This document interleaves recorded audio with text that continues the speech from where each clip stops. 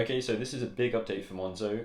The investments product just launched. This new product offers you an easy way to invest into shares, which essentially means owning a piece of a company like a Coca-Cola, Google, Microsoft, and so on, and or bonds, which are basically loans to companies or governments with a promise to be paid back with a fixed return on top at a point in time in the future. These are typically issued by governments, and so they're seen as a safer investment, but in turn that means they tend to have a lower return. But there's an additional layer to understand before we dive into the details of Monzo. Is Monzo are offering you the ability to invest in funds.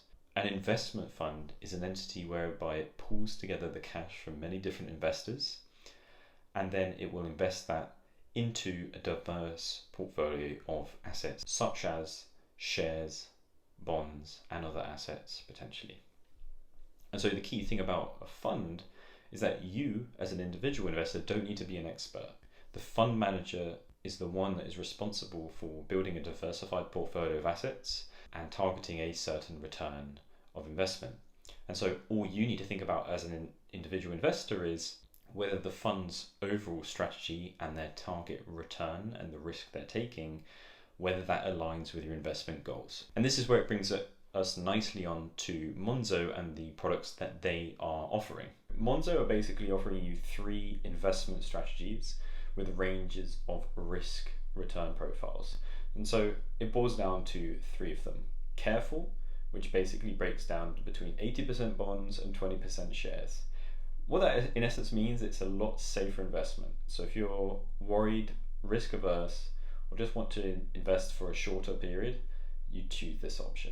In the middle, you have balanced, which is, of course, balanced, and it breaks down between 34% bonds and 66% shares. And then they also give you the option of adventurous, which is 100% shares. So that's where if you've got a longer investment horizon of many years, potentially you're younger, saving for retirement and so on, this is potentially the way to go. So this relatively is quite a modest offering. They're only giving you 3 options. And if you look at other providers, they may give you a much wider array of choice, opening up dozens, if not hundreds, of different investment funds that you could put your money into. And so some people will say, yes, that's a drawback. And if you are interested in getting into the weeds of specific funds, yeah, you're not going to get it here. But at the same time, if you think about where maybe Monzo are coming from, is that they're targeting everyday consumers who maybe haven't dipped their toe into the investment market yet, and they're trying to learn about it. Well, this kind of makes sense, right? You're giving them 3 clear, simple options to understand. And so it kind of eliminates the analysis paralysis or decision fatigue involved with hundreds of choices. And actually, taking a look through Monzo forums, I can see both sides of this argument being discussed, and Andy Smart from Monzo himself actually echoed the kind of thoughts here, and he said, a big part of this product is breaking down barriers that prevent people from getting started. And we found that offering loads of different choices meant some potential investors were naturally turned away. And so I think that comes back to my point about decision fatigue. The second thing just to know about the product offering is that they offer these both as stocks and shares ISAs, but also general investment accounts. So the key thing to know here is the stocks and share ISA is not liable to tax in the UK. So you can have an allocation of up to £20,000 each financial year, and any dividends and capital gains earned within this ISA wrapper is not liable to tax, whereas the general investment account is. But of course, the key thing to know here is to get taxed on capital gains and dividends, you have to be earning certain thresholds. If you're a new investor, you're probably not going to be worried about that at this point. But do your research. Okay, the other key thing to care about is how nice does this look, how easy is it to use, and how understandable is it.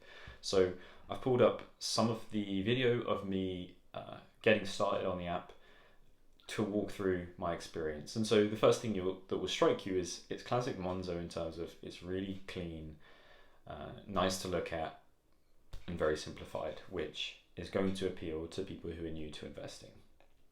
Then when you go to sign up, it tells you the key information I've gone through about different funds, stocks and shares versus general investment, and also the key point that you can schedule regular investments and you can withdraw at any time, but it takes up to 7 days to get your cash back.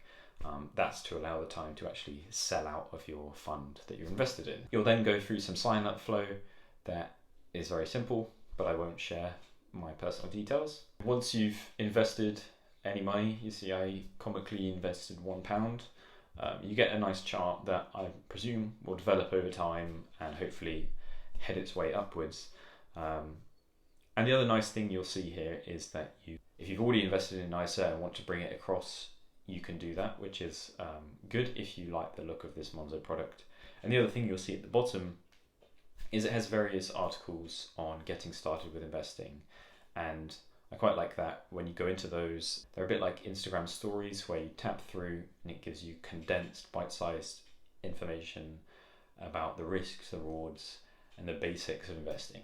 Overall, it's a very nice, clean UI. It doesn't offer you as much information as some of the competitors. Like from my personal experience, I've used Nutmeg in the past, and that gives you a load more details about the specific underlying funds that they're investing in, the breakdown of geographies, company, industry sectors, specific top companies that you're investing in, and so on. So, it leaves a little bit to be desired in terms of analytics and summary information. But if you think about it, really these investment products are long-time things that you shouldn't be checking every day. You shouldn't be getting paranoid about. And so maybe it's a design decision from Monzo to say, let's just give them the essential information. You don't need all of the bells and whistles of extra analytics, sector breakdowns and so on, because ultimately, is that going to change your behavior or decision to increase or decrease your investment? Probably not. And so maybe it's a very clever minimalist design decision. Okay, so the final thing to be aware of is fees. So fees can be really confusing, to be honest. It always takes me a while to get my head around how they all work, but Monzo, in fairness, try to be as transparent and simple as possible, and they produce a headline figure of 0.59%, of which that breaks down into the fund manager's fees, BlackRock with 0.14%, and then Monzo, who handle the entire product and platform, of 0.45%. So that's where your money is going. But with that being said, how do you know if those fees are good compared to all the other providers that could give you an investment product? Ultimately, I ended up finding a really good article on which I'll pull up now. And what you'll see is they released a perfect article to say, how does Monzo's product compare to those in the market? And if you scroll down, I'll put the link in the description, but it gives you a list of all the key providers in the investment product space. And then it gives you two numbers. So one column is saying if you invested £5,000 for a year, what would your total fees be? And then same for £25,000. And this comes back to my point that you can get different fee rates depending on your level of investment, because as you invest more, they sometimes reduce the fees. But anyway, the key thing to know here is they've got most of the big providers, not all of them, but it will give you a good steer of how Monzo is comparing. And as you can see, they kind of sit in the middle of the pack for a 5,000 investment fee for the year. And you end up getting charged £23 over the course of a year. So you could be getting cheaper with other products such as HSBC, Vanguard, Santander. And so one drawback to this investment product is, yes, it's not the cheapest fees. But with that being said, if you are coming from the context that you are someone who is new to investing and you want an easy, simplified way of dipping your toe into the investment markets, maybe beforehand you've just been storing your savings in a low to zero interest earning current account and you're coming over to investing, well, you're already taking a good step and getting greater risk return profile. And Monzo's product is really simple, easy to understand and use compared to some of the other providers. Well, then maybe that justifies the slightly higher fees because it's really simple, it's already your current account, it's really understandable, and so it doesn't necessarily have to be the cheapest product on the market. For those people who are very savvy and clued up and want to do their research, then yes, Monzo might not be the right product because they don't have the lowest fees. The other key thing to know about the Monzo investment products specifically is that they are partnering with BlackRock, which is one of the biggest asset managers in the world, and they basically created 3 funds related to their 3 investment products that we went through before. And basically, if you dig into the details, you can obtain what is called key information documents for each fund. And on that, you'll see details about how the investment strategy is supposed to be, the level of risk they're taking, what geographies they're targeting, and so on. So it gives you key information. And I'll put links below for you to access them because it was not clear how to find this in the app. But the key thing that Monzo tell you is that they are 30% less carbon intensive funds. And you can pull up the key information document here, take a look at this line, and it's saying that it's an explicit target of this fund to be 30% less carbon intensive than equivalent funds who are not ESG focused. Okay, so I think overall it's a good positive signal that Monzo are doing by default, saying we want to and care about the climate and the level of carbon we're investing in. But obviously other people's opinions of this is quite weak. It's not strong enough potentially.